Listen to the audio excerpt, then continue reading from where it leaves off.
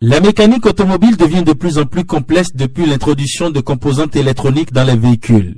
Les diagnostics mécaniques sont toujours aussi importants, mais l'analyse de l'électronique est aujourd'hui nécessaire pour pouvoir entretenir les véhicules les plus récents vendus sur le marché. La maintenance, la révision et la réparation des matériels roulants nécessitent des connaissances solides dans tous les domaines de compétences. Électricité, mécanique, hydraulique. Pour assurer les diagnostics électroniques des véhicules, il existe désormais des outils ultra sophistiqués et des plateformes constamment mises à jour que certains semblent négliger. Jusqu'aujourd'hui, beaucoup de nos collègues garagistes se posent toujours encore la question ou se disent que ce n'est pas nécessaire cet outil avant d'intervenir sur les véhicules des clients.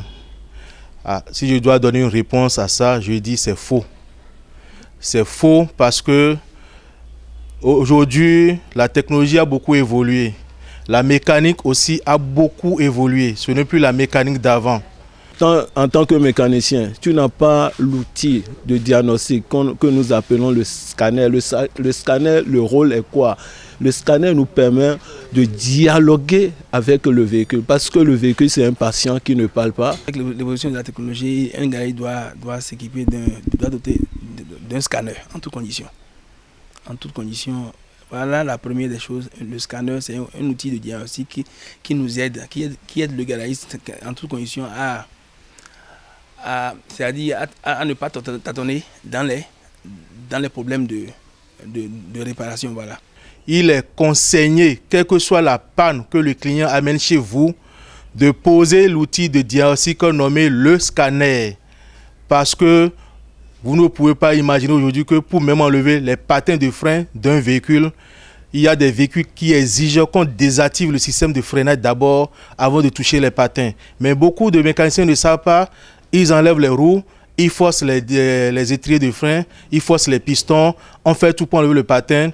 Le client prend le véhicule, il rate son freinage, peut-être c'est un accident qui vient après. Il existe aujourd'hui plusieurs outils essentiels pour effectuer le diagnostic des véhicules. Les mécaniciens doivent avoir à disposition un scanner adapté pour faciliter le diagnostic des erreurs qui peuvent survenir dans l'électronique des véhicules. Celui-ci, c'est un scanner que nous appelons Oil Reset. Donc ça fait les mises à jour d'huile seulement, les programmations d'huile de vidange. Donc lui, il ne fait que ça. Voilà un scanner spécifique qui ne joue que ce rôle-là. Et il fait aussi ce que nous appelons les TPMS. C'est les pressions de pneus.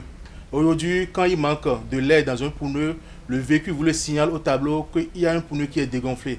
Donc voilà, après avoir mis de l'air, il faut reprogrammer pour dire nous avons mis de l'air. Quand vous faites des vidanges, nous avons fait la vidange. Voilà un TPMS et un Oil Reset. Ici, nous avons les types de scanners que nous appelons communément les OBD2. OBD2. Souvent, ça permet, ces genres de scanners permettent seulement de scanner les moteurs. Les OBD2 ne vont pas souvent au-delà de ça. C'est aujourd'hui qu'ils ont amélioré. Sinon, au début, quand vous avez un OBD2, vous pouvez seulement scanner un moteur. Donc voilà les OBD2. Voilà plusieurs types de OBD2 qui permettent de scanner seulement les moteurs.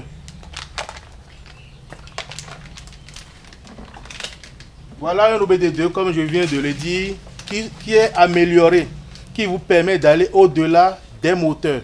Avec ce type de OBD2, vous pouvez lire des défauts. Code moteur lit aussi des défauts au niveau de la transmission et au niveau de l'ABS. Mais vous ne pouvez pas faire des programmations avec ce type de OBD2.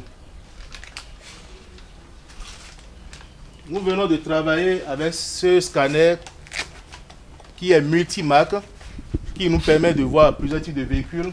C'est toujours des multimarques. Ces deux scanners sont des multimarques. Seulement que celui-ci est un scanner qui fait tout véhicule jusqu'en 2016 et celui-ci fait tout véhicule de 2013 en 2019. C'est la différence. Voilà un scanner qui ne traite que les véhicules Mercedes.